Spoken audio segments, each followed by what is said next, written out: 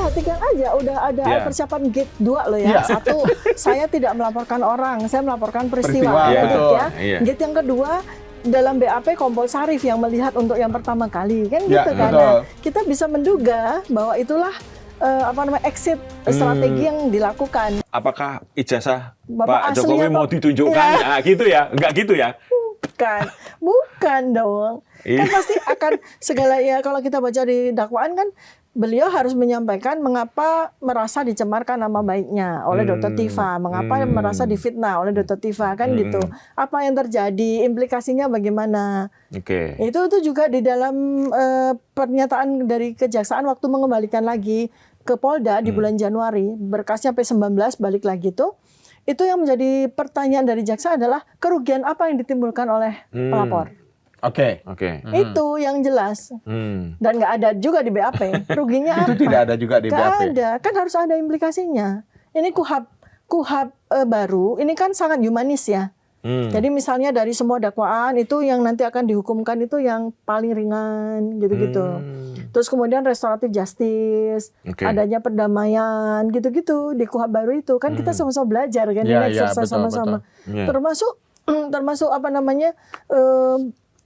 sebuah kejelasan dari sebuah peristiwa. Kalau peristiwa yang nggak jelas, dan apa peristiwa yang jelas? Kerugian kan. Kalau delik aduan itu kan kerugian. Dia rugi apa? Saya merasa dihina, saya merasa direndah-rendahkan. Apakah itu sebuah implikasi? Itu kan baru perasaan. Kan harus ada bukti objektif. Misalnya contoh. Ya, karena di dalam dakwaan juga disebut merasa dihina serendah-rendahnya. Sehina-hinanya. Artinya baru merasa, implikasinya belum terlihat. Iya, baru dalam aspek perasaan kan gitu. Nah, sekarang implikasinya, apakah rumah beliau lalu tidak dikunjungi orang? Karena merasa terhina kan, tuh orang ini kan enggak, malah rame kok setiap hari. Apakah kemudian negara tidak mengundang beliau dalam upacara-upacara penting kenegaraan? Kan tidak kan gitu. Tetap aja kok, jadi tidak ada implikasinya. Dan ketika kemudian kejaksaan bertanya kepada Polda, apakah ada implikasi positif, artinya terjadi betul-betul kerugian? Apakah beliau kemudian tidak bisa mendaftar DPR gitu kan, seperti itu kan implikasi. Apakah lalu jadi miskin kan gitu kan. Itu kerugian-kerugian itu kan harus bersifat material. Karena hukum itu kan hukum yang sangat material kan. Kan empirical banget kan namanya hukum positif itu kan. Materialnya apa? Dihina itu seperti apa? Kuantifikasinya apa? Implikasinya terhadap kehidupan itu menjadi seperti apa? Saya menjadi malu untuk keluar rumah kan, gitu-gitu kan? Objektifnya dan sebagainya kan harus. Itu nanti sidangnya panjang itu untuk mengurusi hal itu aja. Implikasi kerugiannya itu. Iya. Misalnya anaknya akan dibully terus di setiap tempat gitu. Kan jadi, itu panjang loh itu. Untuk pembuktian bahwa benar-benar ada sebuah pencemaran nama baik, benar-benar ada sebuah fitnah, itu kan masih panjang kali lebar itu. Jadi di dalam konteks sidang di mana saya kemarin tuh menjadi terdakwa itu, sekali lagi saya katakan bahwa proporsi kemunculan ijazah itu hanya 10-20%.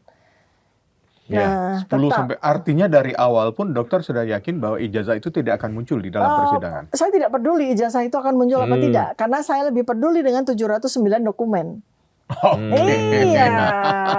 Iya kan, karena gini, kalau kita bicara nih sekarang dalam konteks ini sebuah produk ilmiah ya, ijazah itu kan dihilir toh.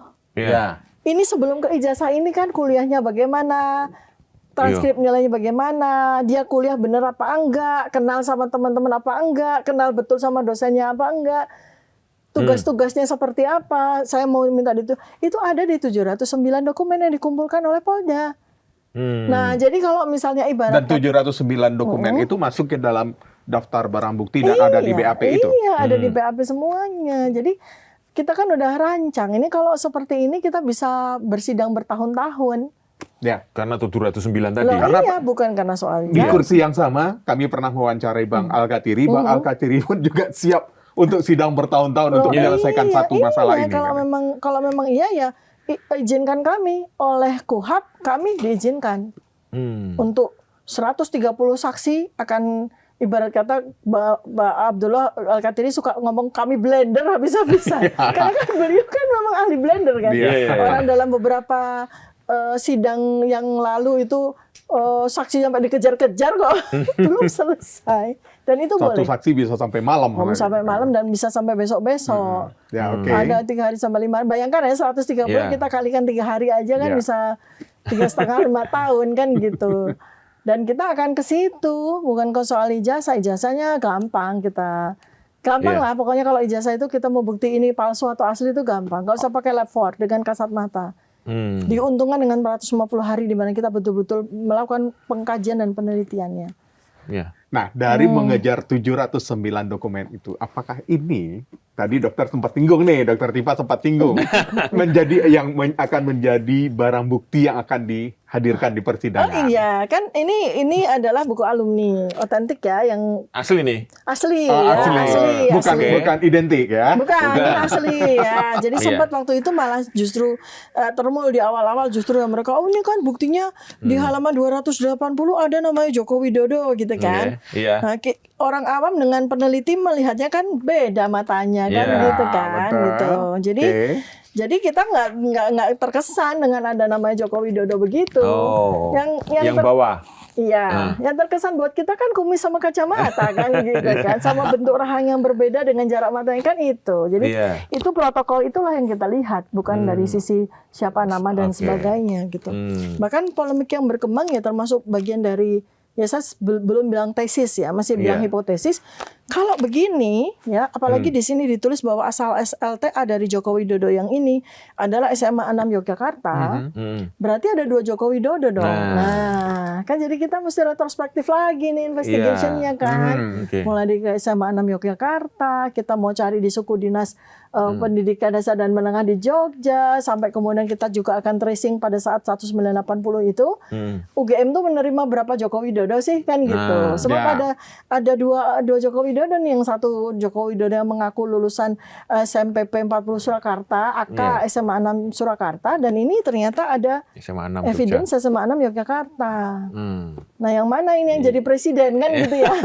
Atau ya ini kan retrospective investigation harus kita lakukan. Dan itu kan melibatkan ratusan bahkan ribuan orang kan. Nah, habis itu di BAP juga ya, ada 15 orang yang masuk di dalam daftar saksi sebagai alumni Fakultas Kehutanan UGM. Nah, buku ini menyajikan tidak cuma 15. Maaf, ini ada ratusan. Yang bisa kita tracing orang-orangnya kan. Saya rasa kalau buku ini ya, apalagi lulusan universitas terkemuka di alma mater saya UGM juga, mereka tentu akan dengan senang hati akan memberikan katakanlah dokumen yang kami butuhkan kan. Karena ini soal keadilan, ini soal kebenaran gitu loh. Nah, kalau di dalam saksi yang 15 orang itu kan saya udah tahu, saya mesti tanya apa sama mereka, saya udah tahu gitu loh. Yang 15 orang itu? Iya. Apa yang kemarin kayaknya ada ketemuan lagi tuh sama teman-teman. Nah, ini yang menarik. Nah, gimana? Jadi, kan saya bertemu dengan orang-orang yang mengaku sebagai teman kuliah Joko Widodo. Pertama kali kami dipertemukan tuh di tanggal 15 April 2025 di pertemuan UGM dengan rektorat. Kami bertiga waktu itu masih RRT, ada Roy, ada Rismon, ada Tifa ya, bersama dengan beberapa orang yang mengaku sebagai teman kuliah. Ya, dan mereka lah yang katanya siap menjadi saksi. Ternyata dalam perjalanannya itu ganti orang. Jadi tidak yang itu.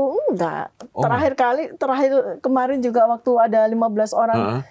Itu ternyata bukan semuanya satu angkatan 1980, enggak. Iya, berarti kan ganti personil kan. Kan ganti personil nih, yang 15 awal yang kemudian dinyatakan itu sebagai teman, ada reuni ini, ada reuni itu, ada reuni ini. Ternyata di ujungnya orangnya udah beda sebagian besar. Bukan yang personil yang pertama loh. Iya. Saya lihat itu di saksinya itu ternyata ada beberapa yang di awal waktu itu sempat berkenalan dengan saya, ternyata nggak ada sebagai saksi. Ada saksi baru dan sebagainya. Jadi ini problem kan di mereka kan? Problem kan? Apalagi kalau ternyata 15 orang itu nggak satu angkatan, problem lagi kan gitu.